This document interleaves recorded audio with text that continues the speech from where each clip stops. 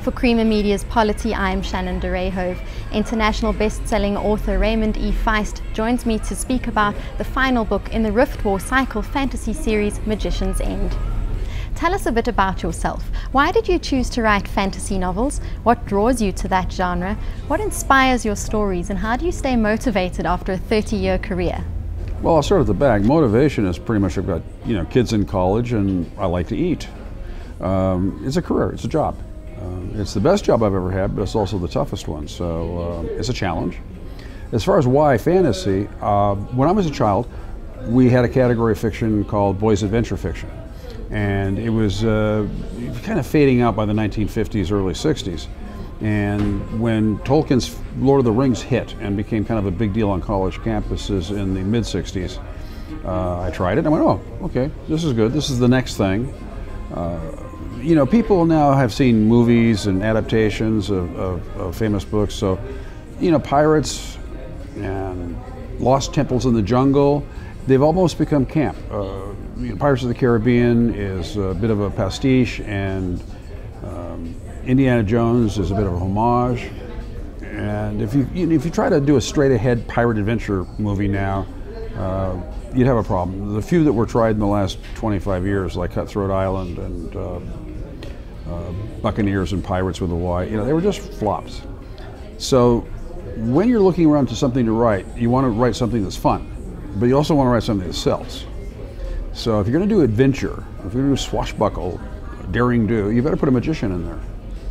And additionally, I had a world that was already built for me. I had been playing games in college with some people who had created this role-playing world, and when my friends and I started playing with them, I liked the idea the politics was already there, the sociology was already there, the geography was already there.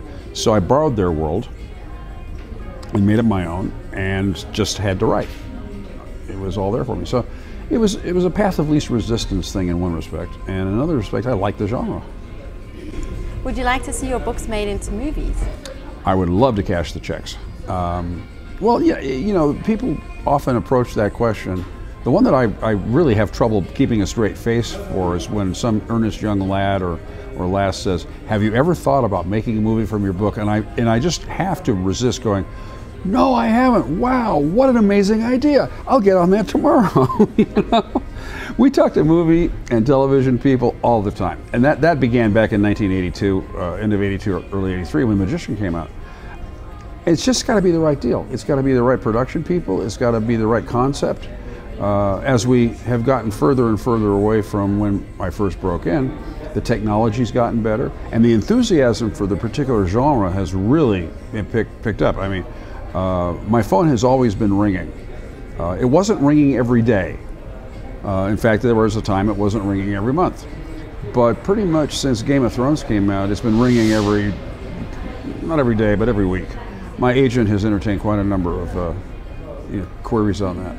I think probably something will happen. I just don't know when, and I don't know what it's going to be about. But the appetite's there, and we also have more outlets. When I was first in the business, there were three major networks in the United States, and cable was just this nascent business with a half a dozen channels that are now taken for granted, like ESPN and HBO and CNN, and then the super channels, WTB and those kind of things. And I don't even think that here in South Africa or in Australia the satellites had gone up yet, and the cable was very primitive.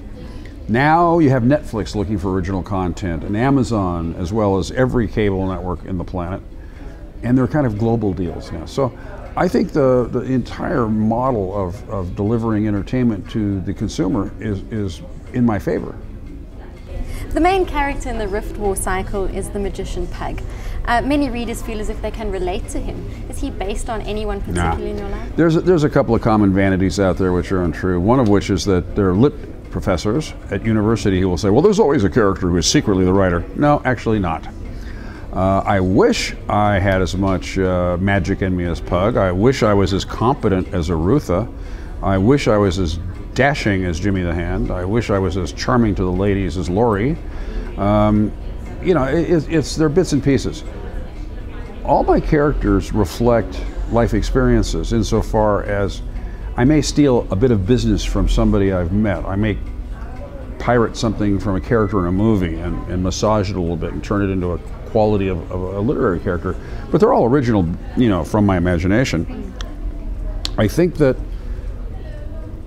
you get into trouble if you try too closely to model a character on something else, because then it loses its heart. It loses its own internal compass. And when you do that, you're kind of lazy writing, I think.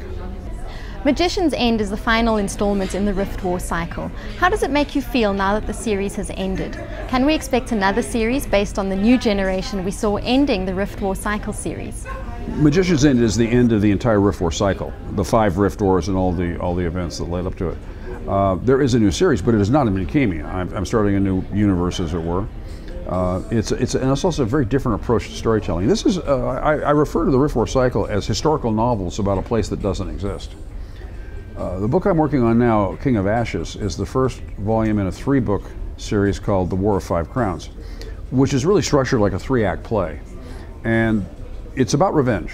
The raison d'etre of 2 characters are revenge, but for entirely different motivations. For one character, it's very, very personal. And for the other character, it's something he's not emotionally enmeshed in, but it's very much a question of honor and duty. So we look at the 2 characters embarked on their path of vengeance, and their lives intersect. And at various times, they're either allies or enemies, depending on various circumstances. But their lives are intertwined. And then there's a young woman character in there who is sort of a bit of a Greek chorus, as well as being a major character in there, who is dealing with these 2 guys and what their particular choices are doing to everybody. And I think it's going to be a very different kind of literary experience for my readership. I hope they like it. It's the same writer, and it's pretty much the same narrative style. The subject matter is just a little different.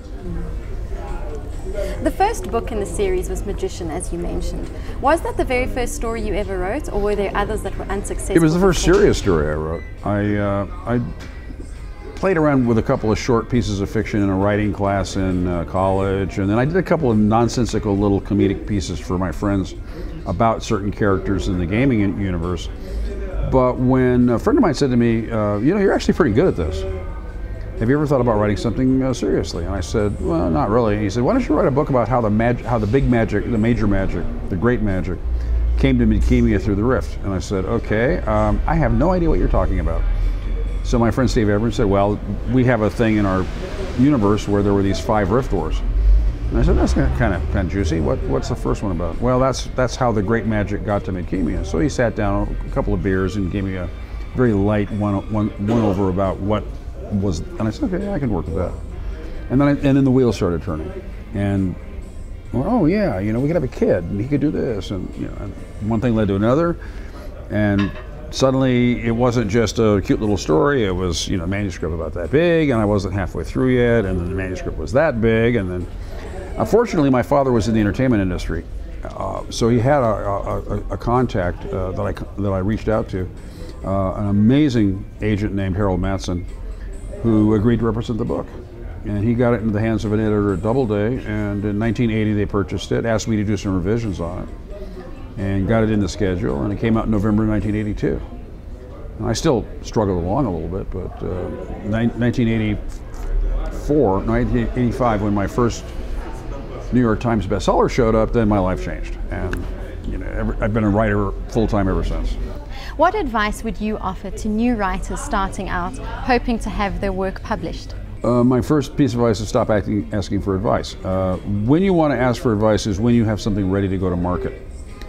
I go to do lectures, especially at universities and writing workshops and things like that. And the front row is always, you know, populated by earnest young wannabe writers who, for most of my life, have been sitting there with pen poised over paper, and now they have their fingers on the keyboard or on the tablet, as if I'm somehow going to reveal the secret. I'm going to open the magic box and they will become writers. And the answer is you sit down and you write.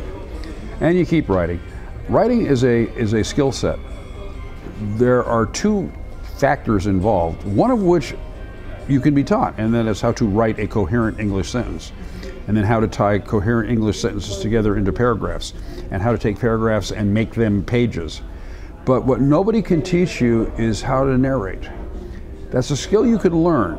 You have to teach yourself, and there are people who can help you with it, but nobody's going to teach somebody with no narrative skills how to have that skill. And there are great expository writers out there who can't write a piece of fiction if you put a gun to their head. There are people, God bless them, that just try and try and try, and they never go anywhere because they just don't have what it takes. And that may be the saddest thing to tell someone. You know, in all seriousness, I'm never going to play center for the Lakers. I know that. But I might hit the New York Times list again. So having reasonable fantasies, reasonable dreams, understand the difference between the unreasonable ones, and you know, you know, the superstar of the month is not going to return my phone call. I'm not going to drive in the 24-hour Le Mans. It's just understand that there are things you can do and strive to do them. Push and go as long as you can. You know, if you quit, you're not a writer. What are your views on self-publishing books? None whatsoever. I'm a dinosaur. I have been in the traditional publishing retail channel for 32 years now. I hear people say this and that and the other thing about it. I know there are people out there who actually make very good money doing that. Then again, there are also a crazy kid from Europe who makes a god-awful amount of money doing silly stuff on YouTube. And I don't recommend that what is it, PewDiePie, whatever it is? PewDiePie. I don't think that PewDiePie is your exact, exemplar for how to get rich on YouTube. Just because somebody else does it doesn't mean you can't. And I think if you get to the point where you have something ready to go to market, you have to ask yourself what your ambitions are. Do you want to try for the traditional publishing method and find an agent and a major house like HarperCollins and try to get in there, or do you want to just put it on the internet and charge people well, I guess here it would be 59 RON, but it's hard to crunch the numbers because if you can sell 10,000 copies of your book at 200 RON each, it's not a bad paycheck. If you can sell 100,000 copies of your book, you can go buy a villa. But there's nobody can guarantee anything. I did a workshop at the La Jolla Writers Conference a couple of years ago where they wanted me to talk about the business, and I said, look, I'm a dinosaur. And they said, well, but agents and publishers, and so I cobbled together a 1-hour lecture called "Everything I Know Is Wrong." And what I told them was, I don't have the answers, but I do have the questions you need to ask. So anybody who wants to go to market or examine self-publishing, e-publication, whatever, I think go to the internet, look at blogs, talk to people, get the questions, and be very wary of anybody who says this is how you should do this, because maybe that's how they did it, but be self-educating, and good luck. What can your fans expect next? As I said earlier, we're doing the War of Five Crowns, and a couple of projects are under discussion after that. I'm never going to say never about returning to Mechemia. I mean, I might someday. But for the time being, there's a couple of other things I want to try. And if I can continue to have fun, then hopefully my reader can continue to have fun. Thank you. That was international best-selling author Raymond E. Feist speaking to Creamer Media's Polity about Magician's End.